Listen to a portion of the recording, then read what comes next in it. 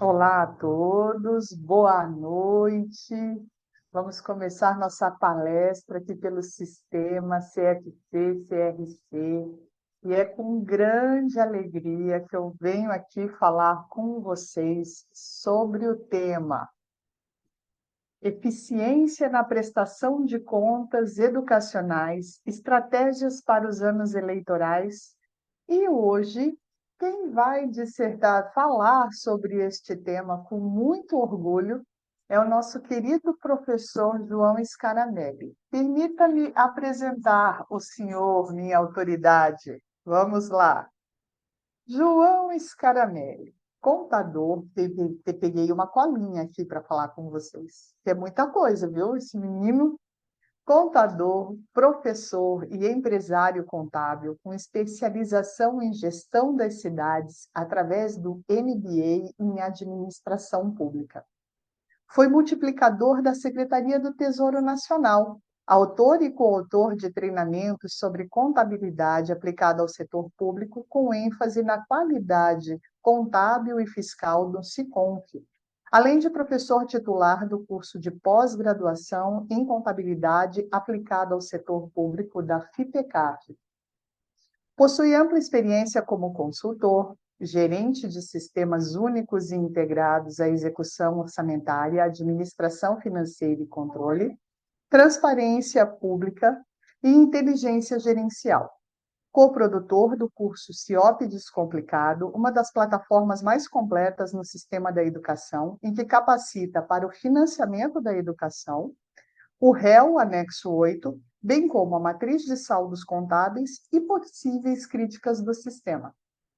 Eu me chamo Elisa Rubik, sou conselheira do Conselho Regional de Contabilidade de Alagoas e é com muito orgulho que eu trago hoje o professor João Scaramelli. Professor, que honra tê-lo aqui, seja bem-vindo. Boa noite, professor. Valeu, Lisa. Obrigado pela apresentação. Agradecer ao CRC pelo convite, na sua pessoa, que me estendeu a oportunidade. E dizer que é uma honra poder servir ao conselho. Vocês podem contar sempre comigo.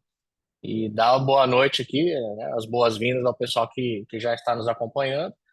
Hoje nós vamos falar sobre a eficiência nas prestações de contas em anos eleitorais, fundamentalmente porque esse ano em que a gente tem o pleito aí das eleições acaba sendo um desafio maior do que o normal, porque a prestação de contas na área do ensino ela já é desafiadora sempre, né? Um desafio de fazer os investimentos, de realizar os gastos, acaba sendo uma tarefa complexa, árdua em muitas localidades, e aí nesse ano em que nós temos eleições, acaba sendo um desafio maior, porque os políticos, os candidatos, eles estão muito envolvidos nesse processo e acabam se distanciando da tomada da decisão, deixam o processo um pouco mais moroso e dificulta um pouco os trabalhos, não só dos contadores, mas dos agentes públicos de maneira geral, das pessoas que estão ligadas a essa responsabilidade. Então, esse é o nosso desafio nessa aula de hoje. Posso seguir? Quer falar mais alguma coisa? Só comentar aqui que nós estamos com alunos hoje do país inteiro aqui, pelo que eu Imenso. li, né? Nossos colegas já conhecidos, alunos já conhecidos, a nossa querida Valéria Scatolini, nós estamos aqui com o Naldo Farias, com o Ivani Ribeiro, a Tatiana Siqueira, né? Nós estamos também com o Ricardo, nosso conselheiro também do Conselho Regional de Contabilidade, contador-geral do Estado de Alagoas. Rita de Cássia está aqui, a Ciderlane, Lenilda, e a todos eles, meu Deus, citar todos aqui, foram muitas as inscrições. Que Então, bom, né? citar todos aqui, a gente está com o Roraima aqui conosco. Então, muito obrigada e uma excelente noite, porque hoje o assunto que a gente vai tratar é de extrema importância para esse nosso último ano de mandato. Ok, É pessoal? isso. E eu Bom, fiquei contente professor, de saber que a gente estaria num ambiente fechado, porque assim dá para a gente, de maneira mais íntima, inclusive, responder alguns questionamentos. Acho que depois você pode trazer alguma regra aí como vai funcionar isso. essa parte, mas a Essa gente parte já pode posso abrir esse espaço, dizer, com certeza, né? já posso dizer agora. vocês podem conversar conosco no final da aula, a gente vai estar abrindo aí uns minutinhos, tá? Mas deixe os seus questionamentos sempre no chat, porque esta palestra está sendo gravada, vai ficar para outros momentos. E, em sendo assim, a gente pode ir lendo as questões de vocês também durante a apresentação, se tiver pertinência com o momento em que o professor está falando, ok? Professor, eu sei que o senhor tem vontade aí de falar sobre alguns tópicos, né, dentro dessa contextualização rápida. Mas se fosse falar alguma coisa aí, iniciando sobre as responsabilidades dos contadores, visto que a gente está no sistema CFC, CRC, né? Fosse É. citar aí um pouquinho disso, o que que a gente poderia ter em menção para esse último ano de mandato? Muito bom, Liz. Eu penso que é importante começar justamente com esse ponto. Você foi feliz em trazer esse questionamento, porque já que estamos falando para a maioria de contadores, sempre suscita essa questão da responsabilidade. E se a gente for considerar que o contexto é esse que eu desenhei, de um ano mais desafiador do que o comum, que dificulta o nosso trabalho, como responsáveis que nós nos sentimos por essa aplicação, acho que é importante a gente realmente separar responsabilidades, fundamentalmente porque isso traz um pouco mais de leveza para o nosso desempenho profissional, traz um pouco mais de, né, alivia um pouco a carga. Eu vejo que os contadores públicos, de maneira geral, vou generalizar, eles acabam, às vezes, se preocupando mais com a aplicação do recurso do que os próprios gestores. Infelizmente, e esse é um relato prático de alguém que, tendo contato com centenas de alunos, acaba observando muito disso. Então, nessa discussão de responsabilidade, para a gente inaugurar esse debate, que eu queria passar para os colegas que estão nos assistindo que é importante como contadores, contadoras, a gente entender que nós temos algumas responsabilidades quando o assunto é, por exemplo, essa discussão de aplicação no ensino. Na minha visão, nossa responsabilidade primária, principal, é aplicarmos princípios e normas de contabilidade para poder fazer o registro das receitas, das despesas, trazer a boa classificação das fontes de recurso e garantir que esses registros tenham qualidade, fidedignidade, tempestividade, por aí vai. Essa é a nossa responsabilidade principal e é sobre isso que nós, tecnicamente, acabamos sendo cobrados, podemos ser chamados num nível maior de responsabilidade quando negligenciamos esses aspectos e, tecnicamente, não cumprimos o nosso papel. Não trazendo, por exemplo, a adequada escrituração de uma receita, imagina, não registrando-a dentro do exercício, talvez colocando-a no exercício seguinte, sem respeitar necessariamente as fases entre arrecadação e recolhimento, como já vi acontecer situações assim, que nós podemos até dizer que levam a uma interpretação de fraudes contábeis ou fiscais, sabe? Quando a gente não classifica uma despesa na natureza correta, não fazendo-a compor o demonstrativo no quadro, na linha onde deveria. Então, a nossa responsabilidade primária ela está muito associada a essa questão técnica. Por que que eu digo isso? Porque existe também nessa discussão de responsabilidade uma certa cobrança em relação às informações que a gente presta para a gestão, para a administração, porque isso é o cumprimento do objetivo do nosso trabalho. Ora, nós fazemos a escrituração contábil, elaboramos os balanços ou os demonstrativos, como no caso do ensino, as próprias prestações de contas, e fazemos isso para cumprir alguns objetivos na contabilidade, entre eles gerar informação para tomada de decisão, do prefeito, imagina, do vice, dos secretários, diretores, nossos colegas de trabalho. Então, nós temos essa responsabilidade de gerar as informações, mas ela acaba alcançando quase que o nível secundário, não de menor importância. Não é? Mas a primeira responsabilidade é pelo registro, de maneira que nós podemos gerar a informação para tomada de decisão e a responsabilidade pela decisão em si é do gestor, que, tendo a informação em mãos, tomou a decisão prudente, sábia ou não tomou a decisão, mas desde que a gente gere a informação, estamos cumprindo com esse dever. Mas também a prestação de contas para cumprimento desse objetivo propriamente dito, de prestar contas, e também de gerar informações para a sociedade, para os órgãos de controle cumprirem o seu papel. Então, se a gente se ater fundamentalmente a entender que essa é a nossa maior responsabilidade, eu penso que já ajuda muito, porque como contador e contadora eu já não preciso eventualmente me descabelar tanto pelo fato do resultado final em si, desde que eu tenha feito a minha parte, não comprometa a verificação dos indicadores e desde que eu tenha consciência tranquila de que gerei informações tempestivas e com qualidade para que a gestão pudesse tomar a decisão, muito embora depois a gente saiba que eles podem ou não tomar essa decisão, né? Nosso papel é gerá-la. Então, acho que essa é a primeira, é a principal discussão sobre responsabilidade e é um bom ponto de partida sobre essa nossa conversa. Se as É. pessoas que estão aqui me entenderam, se eu me fiz entender, eu vejo realmente que isso muda o jogo, porque tende a trazer um pouco mais de sensatez na execução do nosso trabalho. Vejo isso como algo muito importante. Sim, professor, sempre prezando pela integridade da informação, né? Porque também não Sempre. dá para tomar decisão em dados que não sejam íntegros e tempestivos. Muito bem pontuados os nossos princípios. Muitas das vezes a gente fica tão preocupado com a técnica contábil entre debitar, creditar, aquelas basilares, que a gente esquece o time da informação para que o gestor possa tomar uma decisão. E, e um contador que tem essa informação tempestiva e íntegra, ele tem condições de fazer com que os relatórios deles cumpram a função social do relatório, né? E é ter uma análise por parte da gestão. Muitas das vezes a gente vê alguns municípios, principalmente porque a nossa área, grande área nacional, ela é composta de municípios, em que o gestor não aprecia os relatórios que a gente tem ali em mãos, porque ele não vem de maneira tempestiva. Ele vem apenas para cumprir o prazo da prestação de contas junto aos órgãos fiscalizadores, né? É.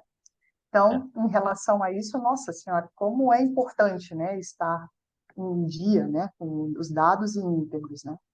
E nesse processo de reforma que a gente tem na contabilidade pública, a gente tem que entender que o maior objetivo é a contabilidade. E aí, quando eu falo contabilidade, entendam o serviço da contabilidade, que vai englobar, né, assistentes, auxiliares, estagiários, todos os agentes públicos que, A de equipe. alguma forma, trabalham direto ou indiretamente com a informação. E é trazer para essa informação qualidade. A gente às vezes acha que essa é uma conversa um pouco teórica e subjetiva, mas tem essa objetividade, né, do tempo da informação para que ela possa dar poder de decisão, para que ela possa influenciar de alguma maneira, né?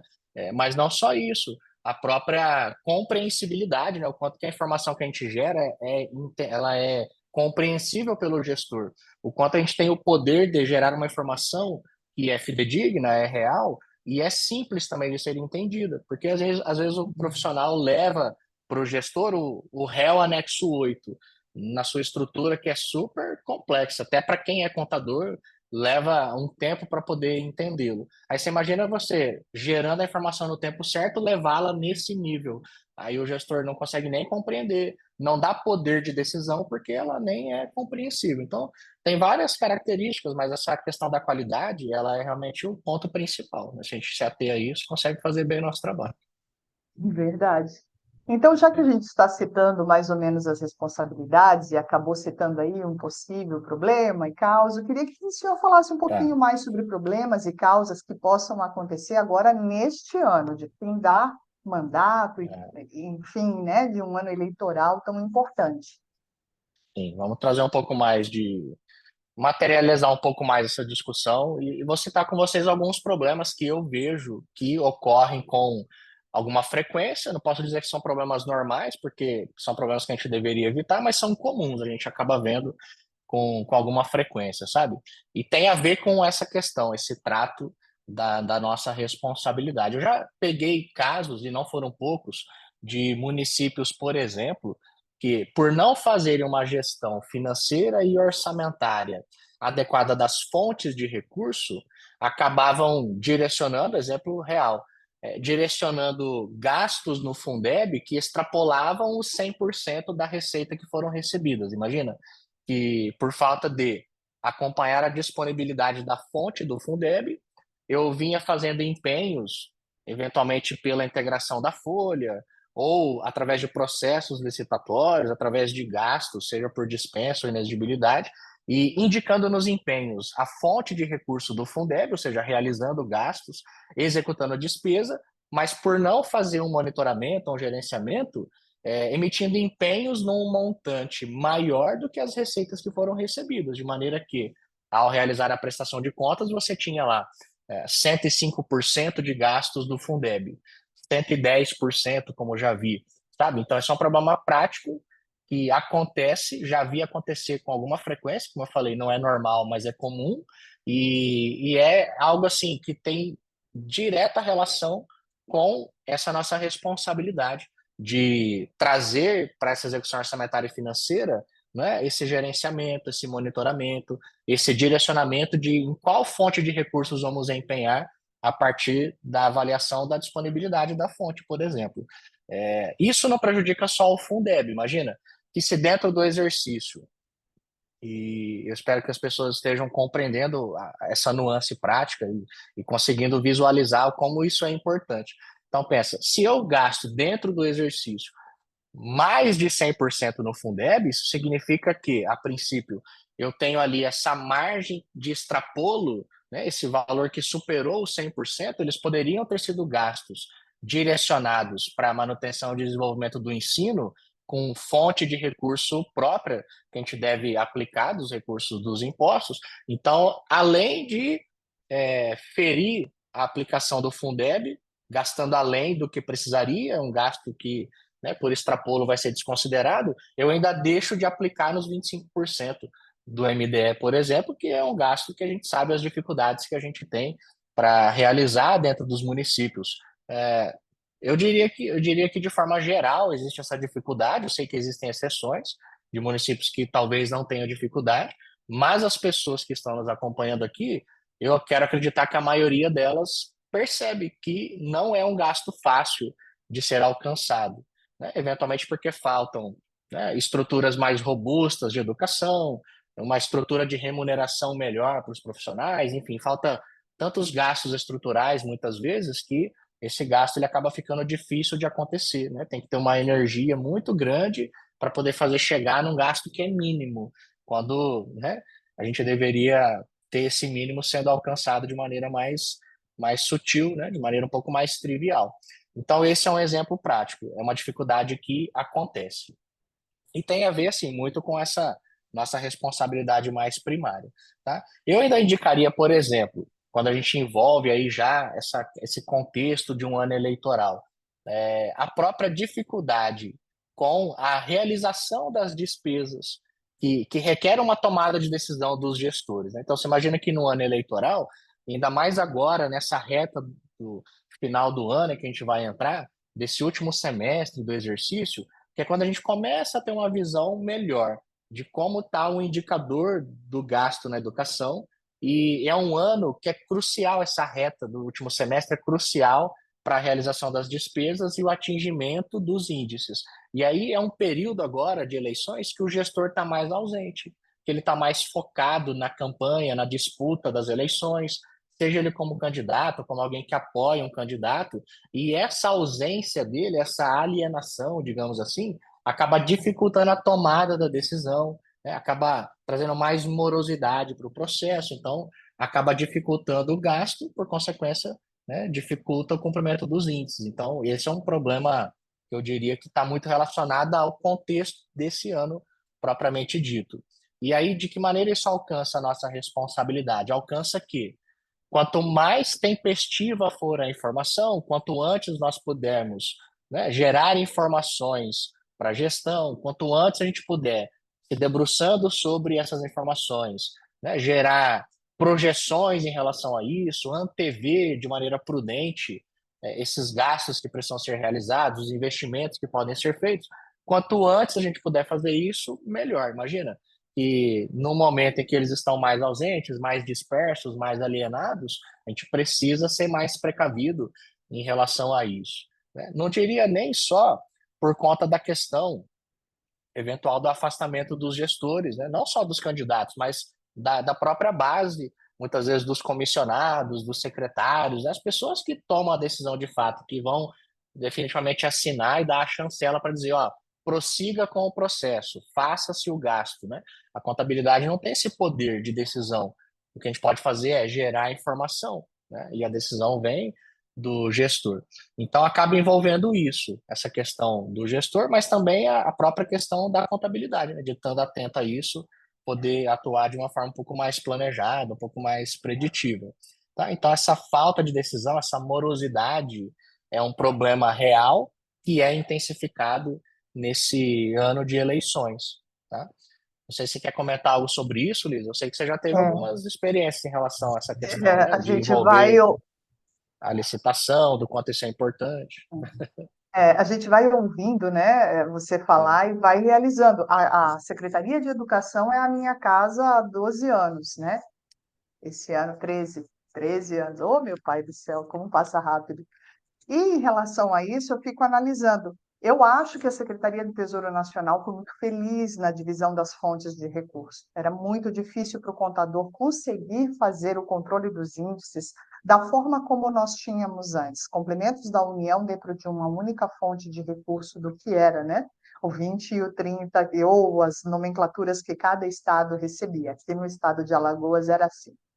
Bom, ter hoje fontes de recursos de maneira específicas para a Fundeb, complementos da União, o MDE e outros recursos próprios que advêm de que não compõem índices, mas eles são úteis para mim, para que eu possa entender quanto custa um aluno dentro do meu ente federado e desta forma saber se eu posso receber ou não um complemento da União, como é o que a UFNDE faz hoje, é um facilitador. Então, é mais uma ferramenta que o contador tem e ele tem que estar atento, porque esta ferramenta está ali para facilitar nos diagnósticos e constantes lembretes para essa gestão, que não está focada, como você disse, no cumprimento de algumas necessidades, né? Índices é uma delas, né?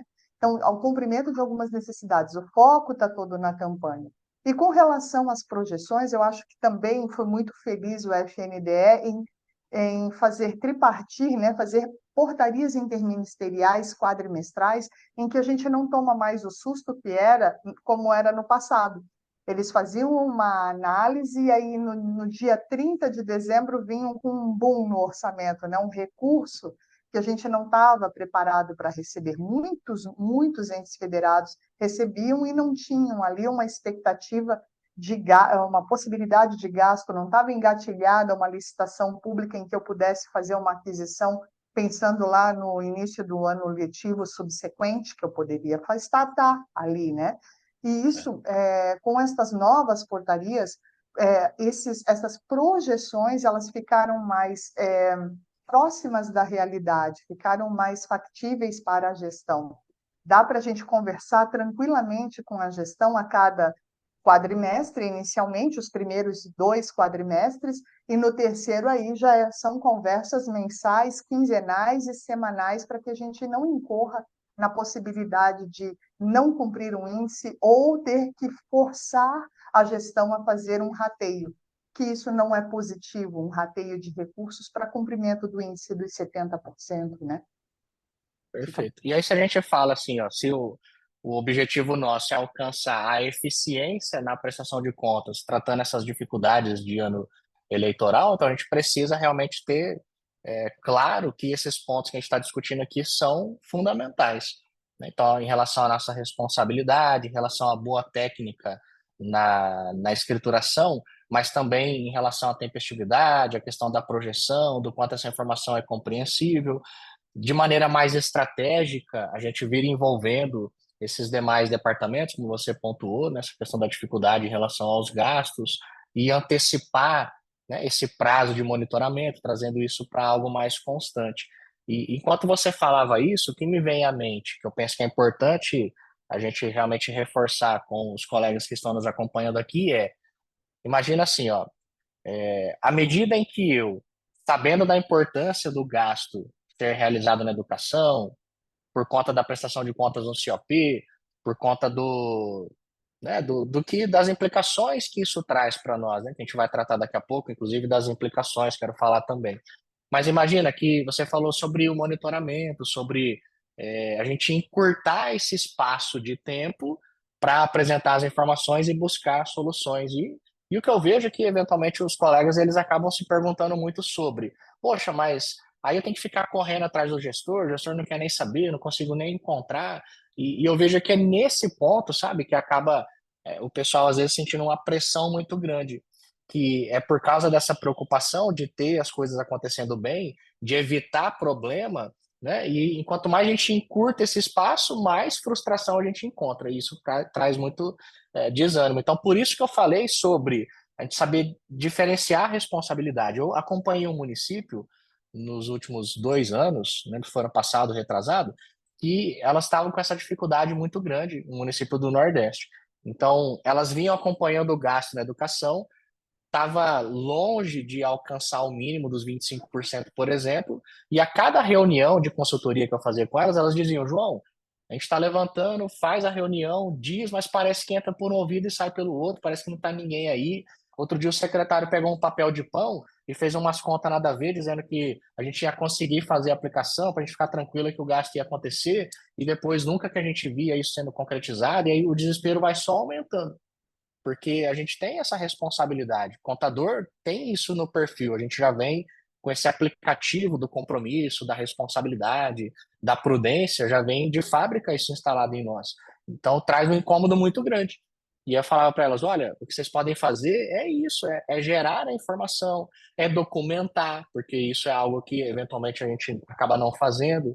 Então, assim, ó, além de ter os encontros mais informais, nos corredor, numa reunião, na medida em que as coisas não vão se concretizando, formalizar os avisos, tornar isso realmente escrito em algum lugar.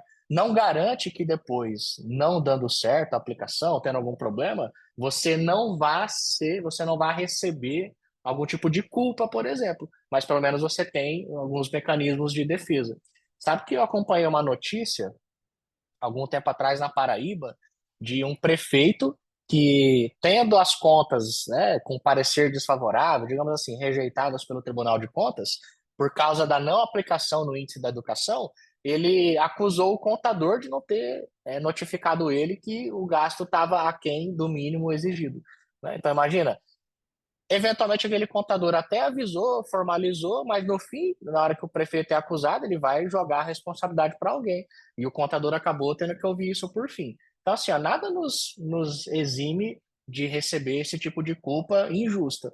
Mas uma coisa é alguém me acusar injustamente e eu ter como provar que eu realmente informei, que eu avisei, que as coisas não iam dar certo. Isso é um tipo de resguardo, sabe? Eu acho que é muito melhor no fim, quando as coisas, se não derem certo, eu tenho como me defender do que eu não ter nada a meu favor para dizer, ó, realmente não aplicou, mas eu também não monitorei, também não acompanhei, também não falei nada, ou só falei de boca, não tem registrado isso em nenhum lugar, e eu não tenho nem como me defender, né? Então, isso é muito complexo, porque depende muito da localidade, do nível de maturidade, né?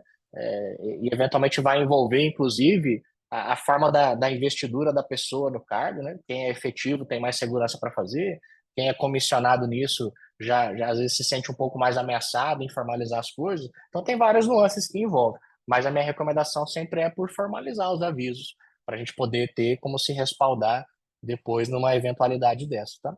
Então, tem a Eu, questão, como eu falei, perdão. as salvaguardas, né, professor? As Claro. salvaguardas que a gente não considera, que a gente não faz. E nós temos competência para fazer nota técnica, para fazer as notas explicativas nos nossos balanços, e a gente não faz uso muitas das vezes. Ainda mais numa geração de trabalho em que algumas prefeituras não têm nem sistema de comunicação, em que todos se comunicam hoje pelo WhatsApp. Eu falo muito da geração whatsappiana da contabilidade, né? Uhum. Ficamos por desejar, né, na nossa comunicação formal, né? Temos aí os instrumentos que a gente sabe que são os meios oficiais de comunicação e também os meios eletrônicos, como os e-mails, e a gente não faz uso. E isso foi muito bem pontuado, porque neste ano é o ano em que certamente as responsabilidades serão citadas e serão expostas nos órgãos fiscalizadores. É. E às vezes o gestor tem uma sensação de impunidade, sabe? Talvez juridicamente ele tenha alguma força que possa livrar a cara dele caso as contas dele não sejam aprovadas, enfim. Mas quando vai para essa discussão, numa instância mais jurídica, Eu acho que já extrapola um pouco a nossa conversa técnica, porque independente de como o gestor vai ser julgado no fim, se ele vai ter que pagar uma multa, se ele vai ficar inelegível, se ele vai para a cadeia pelo que ele fez, isso aí já não é mais da minha alçada, né? A minha responsabilidade é fazer o meu trabalho no dia a dia. É tecnicamente aplicar princípio e norma, escriturar bem, gerar informação, como eu falei, com qualidade, para que ela possa dar poder de decisão e é nisso que a gente tem que fazer o nosso trabalho. Porque se a gente for ficar preocupado, mas no fim não dá em nada, no fim o gestor se safa, no fim não sei o quê, no fim não sei o quê. A gente, sabe, comprar essa história, a gente vai se relaxar e nunca vai fazer aquilo que a gente precisa fazer, contando com essas possibilidades. Mas isso aí já é em outra esfera. E aí cada um tem que fazer o seu papel. Na contabilidade eu faço o meu, o Tribunal de Contas faz o dele, o Ministério Público faz o dele, Tribunal Eleitoral faz o dele e por aí vai, cada um fazendo a sua parte, né? Não dá para ficar apegado nisso, sob pena de a gente ser conivente com a situação. E nós, nessa conversa, somos elos mais fracos nessa história, porque o candidato, no fim, sendo responsabilizado, tem o partido político que apoia, ele tem dinheiro para pagar advogado. Agora, olha a contabilidade, o nível salarial que os profissionais têm. Infelizmente, a gente não tem condições. Se entra numa furada dessa, a pessoa quebra e fica a vida inteira pagando o débito judicial, né? Então, não dá para brincar com essa conversa, né? Sob pena de a gente realmente levar depois para o fim uma vida sem nenhum tipo de paz, só perturbação, só problema. Eu realmente não pagaria para ver essa conversa e eu formalizaria tudo para poder ter minha consciência tranquila, né? Então acho que tem que ter muita sabedoria nisso, mas é realmente algo que não pode ser ignorado. A gente não pode negligenciar essa prática. Acho que essa é a palavra. É, em hipótese E alguma. Eu acho que quando você leva em consideração também uma outra nuance, que eu sempre falo para a minha turma, né? Antes de nós sermos contadores, nós somos servidores públicos. Então, a gente tem outras peculiaridades próprias do cargo. E dessas peculiaridades, trabalhar as políticas públicas também faz parte da nossa instrumentalização do controle social. Também é para isso. Então, se eu aplico a técnica correta, o resultado final vai ser exatamente o que a gente quer alcançar enquanto servidores públicos, que é uma melhor política pública para a área que se está atuando. Nesse caso, hoje aqui, a gente está falando do financiamento da educação, dos registros voltados para a educação. Não sei se seria o momento ainda, mas aí me preocupa e me vem aqui uma situação, como servidor público, como contador, as implicações da falta destes gastos da educação, que eu sei que tu vai é, falar sobre isso hoje. vou comentar, mas antes eu quero só falar de um assunto aqui que está relacionado a essa nossa discussão.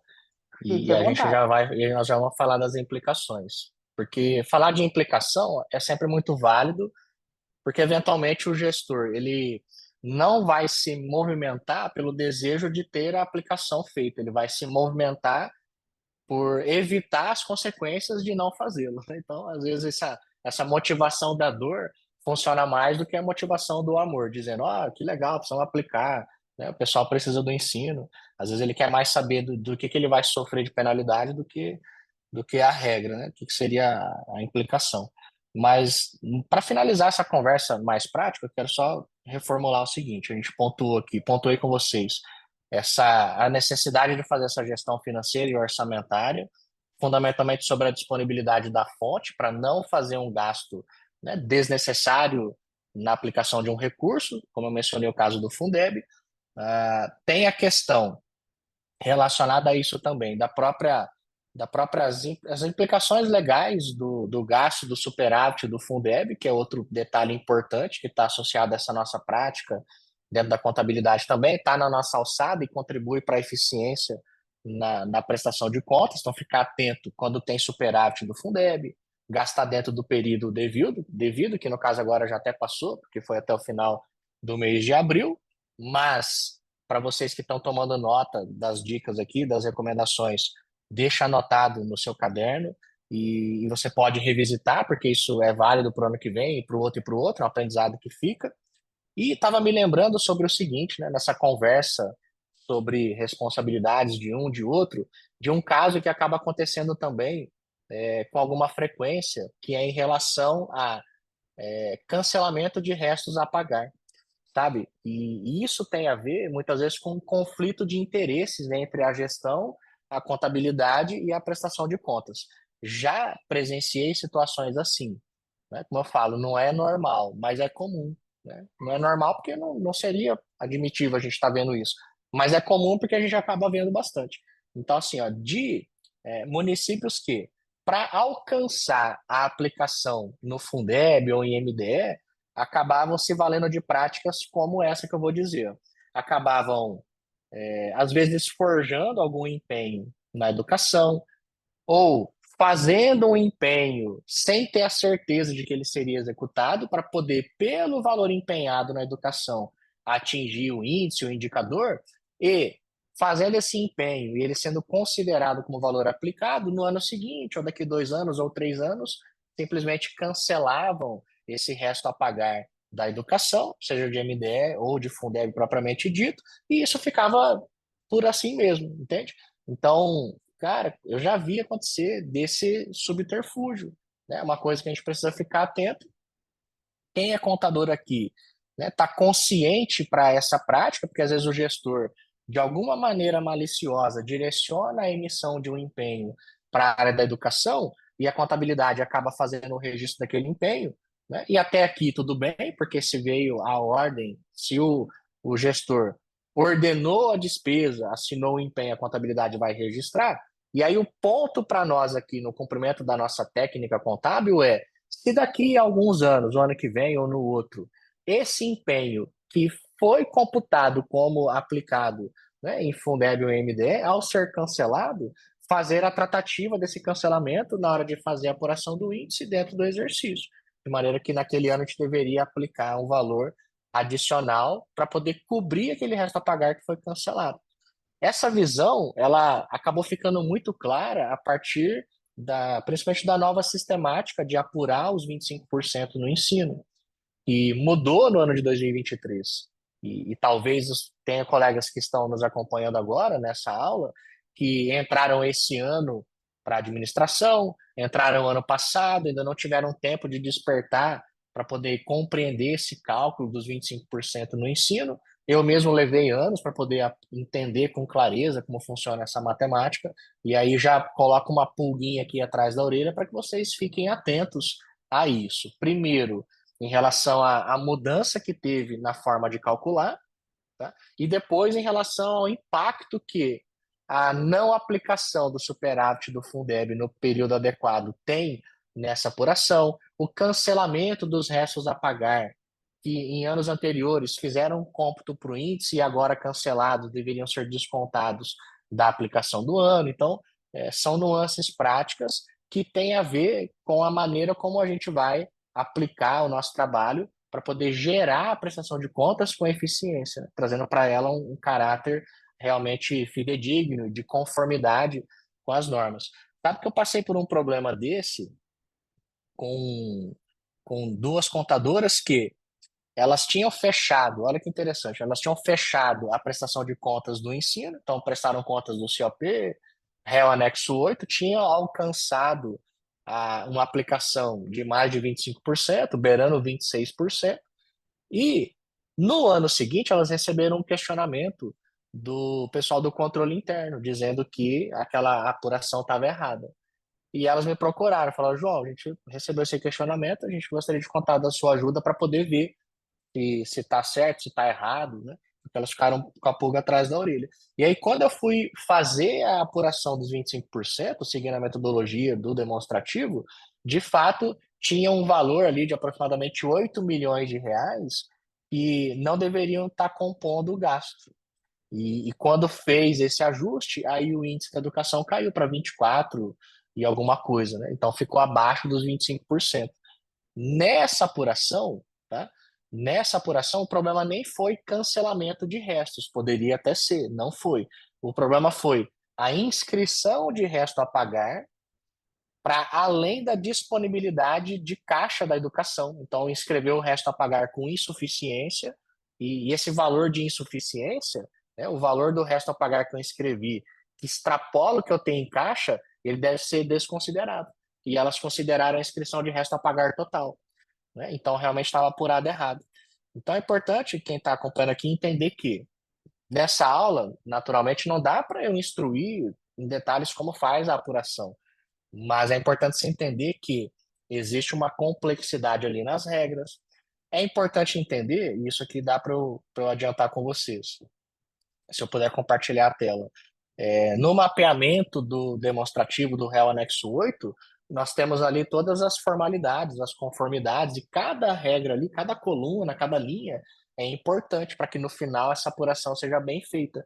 Então, o despertar aqui, o insight é: não publiquem o réu anexo 8 ou não prestem contas lá no COP como se fosse uma informação trivial, porque existe uma série de nuances e complexidades na hora de fazer essa prestação de contas, né? Então, o insight é: aprofunde-se nisso, né? Não faça de qualquer maneira, como eu via, né, acontecer e acontece ainda em alguns lugares, de eventualmente o contador, para poder prestar contas, imagina, e publicar o réu anexo 8, simplesmente vai no sistema, aperta um botão que dá o relatório e ele publica sem ter clareza, segurança de analisar o que está ali dentro, sem ter certeza de que aquele valor está correto e acaba jogando ao acaso, né? Está fazendo a prestação de contas de um recurso tão importante. Como aconteceu nesse caso delas, elas publicaram o relatório, estava errado e elas não estavam presentes para isso, para elas estava certo. E quando elas receberam o questionamento do controle, foram ver que realmente estava errado, né? Então, não dá para descuidar. É um indicador, um dos que mais dá parecer desfavorável do Tribunal de Contas, né, para poder rejeitar as contas do município, que depois acaba sendo submetido ao legislativo, mas esse parecer desfavorável, indicando a rejeição das contas pelo tribunal, tem muito poder, tem muita força. Mesmo o legislativo aprovando depois, acaba sendo encaminhado para o Ministério Público ou para o Tribunal Eleitoral. Então a gente tem que realmente evitar fazer bem feito, né? Então, um dos principais indicadores, assim, um dos motivos que mais dá parecer desfavorável. Então não pode desgarrar. Então, assim, ó, para resumir e falar das implicações, ficar muito atento ao cálculo que mudou, tá, dos 25%. Isso dá para ver tanto pelo manual de demonstrativos fiscais, quanto pelo mapeamento que o Tesouro Nacional publica desse demonstrativo. Pelo próprio entendimento das regras do COP, é possível chegar a essa conclusão também, mas sem dúvidas que, para mim, o manual de demonstrativos fiscais, junto com o mapeamento, na prática, é o melhor caminho para poder ter essa interpretação. Então, a mudança na forma do cálculo, as nuances práticas, né, como eu comentei aqui, de gastos do superávit do Fundeb fora do prazo, cancelamento de resto a pagar, restos a pagar inscritos sem disponibilidade de caixa, ou seja, com insuficiência, então essas nuances práticas, o próprio monitoramento da disponibilidade das fontes de recurso, né, esse planejamento, né, de gastos com o pessoal da licitação, com outros agentes públicos que possam, né, apoiar a administração nessa aplicação, não deixando só para que o gestor tenha essa responsabilidade ou todo esse poder de tomar decisão. Então, o Estado se organizando para poder fazer esse atingimento, né, o impacto dos restos a pagar no cancelamento e por aí vai, né? São tantas nuances, daria para comentar de tantas coisas, mas eu imagino que isso aqui já venha trazendo um norte para que vocês possam ter mais eficiência na hora de fazer a prestação de contas na educação, tá bom? Em Ó, relação às implicações, perdão. só um breve comentário. Coincidentemente, hoje eu peguei o restos a pagar na minha secretaria e fui fazer É, uma limpeza, fui dar uma olhada. Tenho certeza de que eu vou ter que cancelar, porque já prescreveu vigência contratual, valores vultuosos, vou ter que fazer novos gastos, vou ter que estatar comissão de licitação para poder trabalhar daqui para 31/12 para poder fazer uma licitação, fazer uma aquisição, para poder fazer novo empenho, gerar índices através de novas receitas. Realmente, restos a pagar é de deixar cabelo em pé e olha, agora é a hora para quem tem oportunidade. e isso é um problema porque se em gestões passadas os restos foram inscritos, contaram para o índice e depois acabaram não sendo processados, não sendo pagos, esse é um problema que vai rolando para as próximas gestões e o gestor que quiser tratar isso com a seriedade devida, ele acaba tendo que assumir o BO, porque se eu cancelar no meu orçamento, eu vou ter que realizar mais gastos. Então, é realmente um problema. Alcança nuances políticas, fiscais, problemas até sociais, né? Enfim, problemas, às vezes, que extrapolam uma decisão técnica mais simples, né? É realmente um problemão. Mais cedo ou tarde alguém tem que dar conta disso. Às vezes o pessoal acaba esperando o Tribunal de Contas apontar para dizer, ó, fiz quando fui mesmo obrigado a fazer, porque não quer realmente assumir o compromisso de resolver o negócio, né? É muito complexo falar sobre isso, essas heranças que acabam sendo deixadas, né? De alguma maneira, nesse ano eleitoral, a gente tem alguns mecanismos para coibir isso, como o artigo 42, a fiscalização dos tribunais, que não é alvo da nossa discussão aqui, mas que nem sempre acabam com eficiência alcançando, né, e inibindo esse tipo de prática. Mas são algumas mazelas, assim, são as heranças que a gente ainda vê, infelizmente, acontecer, né? Precisamos aperfeiçoar e evoluir nisso. É um problema sério. Pode Por isso seguir, que a gente está professor. tocando nesse ponto aqui, porque realmente, pela seriedade, né, é muito bom a gente tomar esse cuidado e, eventualmente, não colaborando para que essa prática se perpetue, porque uma coisa é eu tomar conhecimento disso, não conseguir resolver, mas pelo menos eu não agravar a situação, eu não vou colaborar, ser conivente com essa prática, fazendo com que ela se perpetue, né? É sempre tudo uma questão de consciência. Em relação a implicações, eu penso que é importante a gente entender que existem implicações, como, por exemplo, o próprio parecer desfavorável pelo Tribunal de Contas, como eu mencionei, vou repetir, a aplicação em MDE, a aplicação dos recursos do Fundeb estão entre os top 10 itens que dão rejeição de contas, que vão sujeitar no parecer desfavorável do tribunal. E, se forem mantidos pelo legislativo, tá? Se forem mantidos, podem levar até a inelegibilidade do candidato, do gestor, enfim, dependendo, é claro, de um julgamento depois da Justiça Eleitoral, mas pode ter essa implicação, dependendo da gravidade, do que ocasionou a não aplicação do recurso. Tem as questões de impedimento de recebimento de transferências voluntárias, realização de operações de crédito.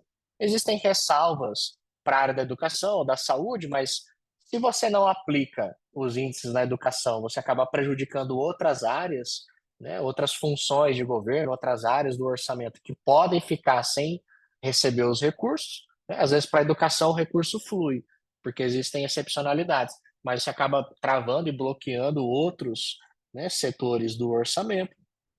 Então, assim, ó, receber auxílios, subvenções, contratar operações de crédito, pode imputar crime de responsabilidade para o gestor. Então, tem implicações assim para a gestão, tem implicações para o Estado, né? Então, uma coisa que realmente a gente não pode se distanciar. Os olhares da fiscalização estão sempre muito presentes para isso. Tem os próprios conselhos da educação, conselhos do Fundeb, que também atuam nessa prestação de contas, para além dos órgãos de controle, né, oficiais. Então, pode gerar até crime de responsabilidade, pode gerar até processos penais, dependendo da gravidade dos problemas. Sempre dependendo aí do julgamento, tá bom? Então, tem as implicações, tem as fundamentações legais.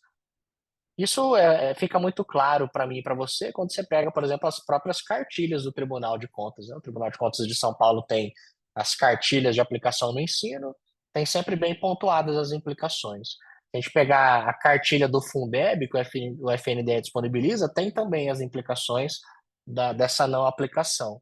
E independente de a gente fazer esse alerta para o gestor e, sabe, do quanto ele se importa com isso, é o que eu falei, não, a gente tem que fazer a notificação e o aviso e deixar para que ele possa arcar com as consequências da decisão ou da não decisão, que acaba realmente trazendo mais implicações. É não decidir, não fazer algo, né? Ou decidir fazer algo errado.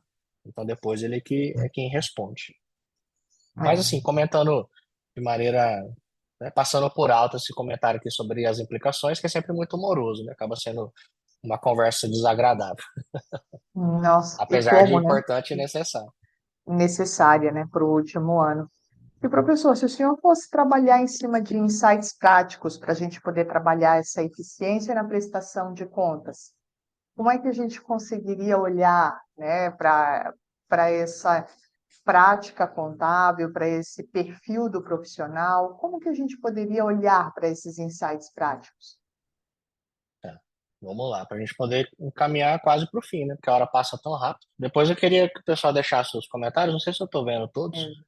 mas do que já gerou de insight, o que eles já anotaram aí que teve valor para a prática, para o dia a dia deles. Se você conseguiu pegar um insight, uma dica aqui que vai fazer a diferença no seu dia a dia, já valeu a pena. Então depois anota aí para mim. Eu quero ver o que já gerou Sim. de valor para você. Muito embora que eu vou comentar aqui agora por fim, respondendo a sua pergunta, também pode ajudar muito, para além das dicas Uhum. que a gente já abordou.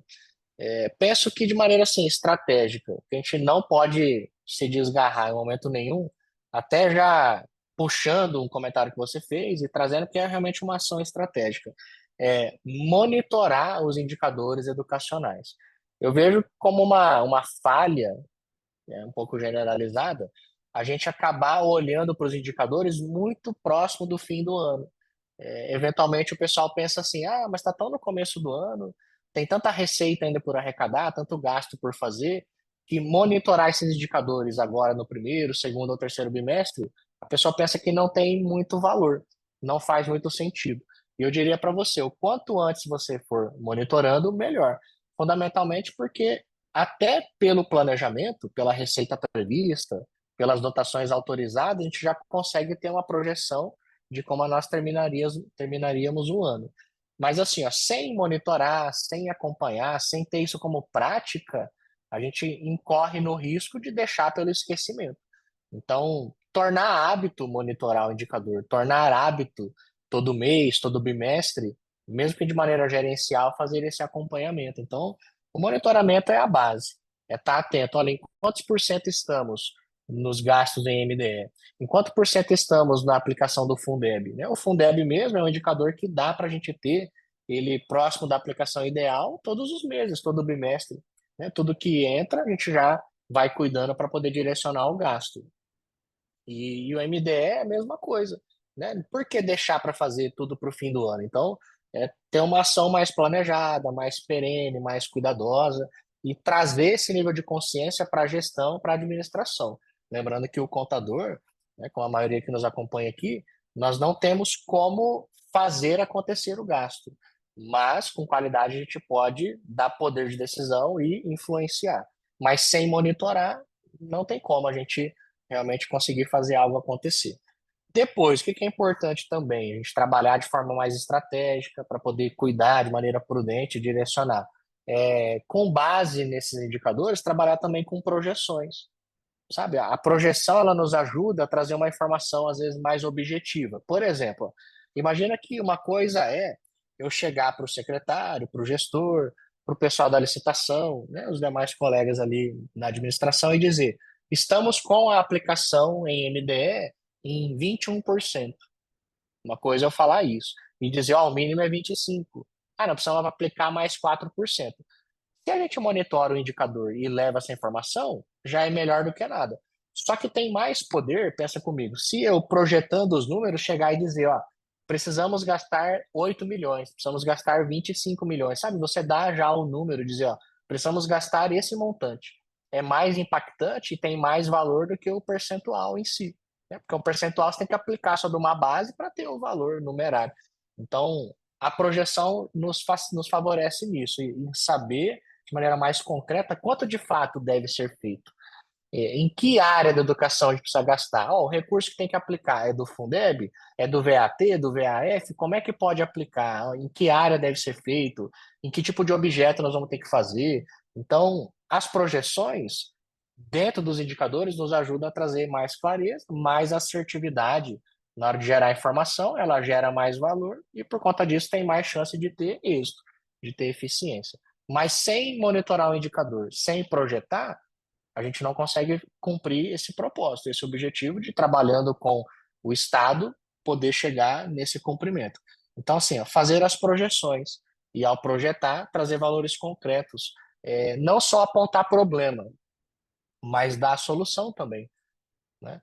E no grupo lá, no contador de valor, os contadores, a gente sempre discute muito essa questão do quanto que o contador ele é obrigado a saber definitivamente no detalhe como a gente pode gastar o dinheiro, porque existe essa complexidade, é uma questão difícil, e por regra o que a gente entende é, ora, a Secretaria da Educação é quem deve saber como o dinheiro tem que ser aplicado, né? A Lisa, que está aqui, que trabalha na Secretaria da Educação, tem entendimento disso, e eu sei que ela atua na vanguarda aí do financiamento do ensino. Então, imagina, ela sabe de que maneira o dinheiro do Fundeb pode ser aplicado, de que maneira o dinheiro do VAT pode ser aplicado, como é que o VAR pode ser aplicado, os gastos em MDE, o que eles alcançam e o que não alcançam, né? E como é que a gente pode remunerar os profissionais da educação, quem entra e quem não entra. Então, de base, por regra, a gente espera que a pasta tenha o domínio de como o recurso chega e como ele tem que ser aplicado. E a contabilidade ficaria mais como uma parceria, né? Como alguém que trabalhando junto também cuida da aplicação do recurso e escritura de maneira correta, né? Só que acaba acontecendo muito nos municípios menores que essa responsabilidade da Secretaria da Educação acaba ficando toda para a contabilidade. E como se o contador tivesse que, além de escriturar as contas, levantar os balanços, prestar conta de tudo, ainda também atuar como um gestor, direcionando aonde é que pode gastar o dinheiro. E os contadores são muito cobrados por isso, responsabilizados nisso, sabe? Então, o que que eu quero dizer com isso? Por que que eu falei isso? Porque, como a gente já acaba tendo essa responsabilidade imputada, quanto mais conhecimento você tiver disso, melhor. Traz mais valor para as respostas que você precisa dar, traz mais valor para as instruções que você vai oferecer, dizendo: ó, esse dinheiro pode ser aplicado aqui. E aí, imagina você chegar e dizer: precisamos gastar tantos mil, tantos milhões, pode ser gasto nisso, nisso e nisso. Então, ao invés de levar só problema, leva também solução, de maneira que viabiliza e agiliza mais a tomada de decisão, né? Não é algo assim, precisamos fazer. Ah, e agora? Onde é que nós vamos fazer? Aí tem que ficar todo mundo pensando o que que precisa fazer. Então, não vejo como uma responsabilidade primária, obrigatória, não vejo dessa maneira, mas gera muito valor. Se você tiver esse Uma conhecimento, informação que agrega. ganha muitos pontos e agrega bastante. E favorece, facilita. Estou aqui não para poder apontar o dedo, para me isentar da responsabilidade. Não, estamos aqui junto, quero resolver. Além de apontar o problema, estou dando um caminho. E isso realmente faz com que você ganhe autoridade, credibilidade, traz muito valor para o trabalho. Tá? Depois, Professor, diria para vocês, perdão, estamos indo para os 5 minutos finais, tá? Para vai dar depois da tempo. sua fala a gente abrir. Relaxa, tá tranquilo, vai na Vai, boa. vai dar certo. É que eu vou falando, eu me empolgo, assim como eu sei que você também é uma entusiasta do assunto, a gente vai, né, se empolgando, eu adoro falar para vocês. E por mim ficaria a noite toda, né? Mas enfim, temos compromissos também e vida que segue. Sim, Então, assim, ó, monitorar os indicadores, projetar, né? Dei alguns insights como você pode gerar valor nessas projeções, oferecendo solução, mas também, sabe, envolver os colegas da administração. Penso que é muito importante o contador não querer dar uma de herói, de super-herói e achar que tem que resolver tudo sozinho. Então, sabe, inspirar as pessoas nesse sentido, de trazer a dificuldade, do quanto é importante que aquilo seja cumprido, para que todo mundo tenha paz, menos problemas, e de alguma forma envolver licitação, envolver o pessoal da RH nas decisões, envolver a secretaria, envolver a gestão. Imagina, dentro de um cenário que o gestor está mais distante, trazer outras pessoas da administração para tomada de decisão, para propor soluções. Então, penso que é muito válido como passo estratégico e cuidar, assim, a nível de um planejamento mais, né, com isso, um planejamento mais multidisciplinar, porque nós não precisamos tomar decisão sozinhos. Então, é melhor, dentro desse cenário de dificuldade, eu chamar, né, vários atores e criar algum tipo de comissão, criar algum movimento, alguma frente para resolver esse problema e todo mundo opinando, dando soluções do que pode ser feito. Essa multidisciplinaridade, a decisão tende a ajudar, né, com uma ação mais planejada. O que que a gente pode fazer para realizar o gasto? O que que nós podemos fazer para poder chegar no cumprimento do índice? Ah, mas é responsabilidade do gestor. Tudo bem, mas se ele não cumprir, a gente também, em algum nível, vai ser responsabilizado, vamos ter problemas com isso. Então, né, quanto mais a gente conseguir inspirar e levar esse grau de consciência, penso que é melhor.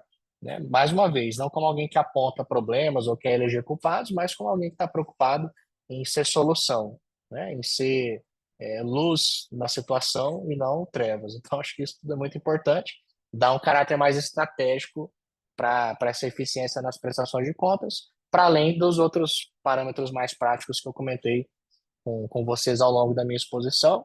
Espero que tenha gerado insights valiosos para você. Estou aguardando aí os comentários no chat, né, para saber que valor que gerou, quanto foi importante, e desejar, né, que chegue uma próxima oportunidade de a gente estar junto aqui. Agradecer mais uma vez o convite. Obrigado, Lisa. Não, ainda tem mais para falar aí, ainda dá tempo, professor. Depois que eu me aproximei dos ensinamentos do financiamento da educação, eu nunca mais fui uma contadora que foi convidada a fazer a mágica, a dar a marretada, e esses outros termos que não cabem mais para o ano em que a gente vive, e só somou. Eu queria avisar a todos vocês que a gente abriu agora aqui para questionamentos. Quem tiver questionamentos, fique à vontade de colocar aqui, que a gente vai passar para o professor. E enquanto eles se preparam para isso, caso haja, professor, eu queria dizer para o senhor que está conosco aqui com muito orgulho, a Cida Padilha, que além de sua Hum, aluna, ela foi premiada, né, no nosso ranking da qualidade da informação contábil fiscal do Tesouro Nacional, né? E ela foi no destaque dentre todos os municípios da região Nordeste com mais de 100 mil habitantes e que não sejam capitais. Então, para nós, professor, é uma honra ter, né, dentro da comissão de CASP, que é a comissão que traz hoje esse convite para o senhor, através do Conselho Regional de Contabilidade, na pessoa da presidente Adriana Araújo, ter aqui entre nós membros da comissão e membros, como eu já citei, né, o nosso conselheiro Ricardo Leite, que é o contador-geral do estado de Alagoas, mas também ter uma premiada no ranking da qualidade e sua aluna também, né? Não é verdade? É um prazer tê-la sim, aqui conosco, Cida. Não muito é, bom. professor? Cida, Ricardinho, tem bastante gente conhecida aqui no chat, ó. Ritor, Cílio, a própria Sim. Valéria. Muito bom ter vocês aqui. Bom, de E de qualquer fato forma, eu esse acho. ranking, o ranking ele tá tão concorrido assim, né, alcançou um nível de complexidade esse último ano tão grande que realmente merece aplausos, é um mérito muito grande ter uma pontuação alta, uma nota bem qualificada lá. E para mim, no fim, o ranking, né, falando da questão da Cida e dando os parabéns a ela, ele acaba materializando um cuidado que as pessoas têm em relação a trazer informação com qualidade. Falei lá no começo, né? Às vezes a qualidade parece algo tão subjetivo, tão aéreo, assim, tão abstrato, mas ela se materializa nesses cuidados que a gente abordou aqui ao longo da aula. Então o ranking ele traz ele materializa esse cuidado. Para mim, acho que isso é muito importante. Bom, então, professor, eu acho que os ensinamentos ficaram todos bem fixados. Nós não temos questionamentos para essa noite. Eu gostaria de imensamente agradecer a sua presença. Para nós, sim, é uma honra, né, ter a oportunidade de estar falando com o senhor através da nossa comissão de CASP aqui no estado de Alagoas. E, mais uma vez, muito obrigada. A presidente aqui representada por mim, né, Adriana Araújo, agradece também a sua disponibilidade de tempo, que sempre, nunca se furtou em nos atender, né? Então, muito obrigada, professora. Uma excelente noite a todos. E eu me despeço aqui, então, encerrando a gravação desta aula e lhe ouvindo. Mais alguma palavra, professor? Não, só agradecer mesmo. A gente, como professor, sabe que quando a turma não tem pergunta, ou ficou tudo muito claro, ou ninguém entendeu nada. Eu espero que seja a primeira opção, que realmente eles tenham entendido tudo. Em virtude disso, a gente não tenha tido questionamentos. Obrigado mais uma vez. Não, É uma fica honra poder tranquilo. servi-los e contem comigo sempre. Muitos alunos mandando abraço para o senhor, professor. Tá ok? Obrigada e até a próxima. Tchau, tchau, pessoal.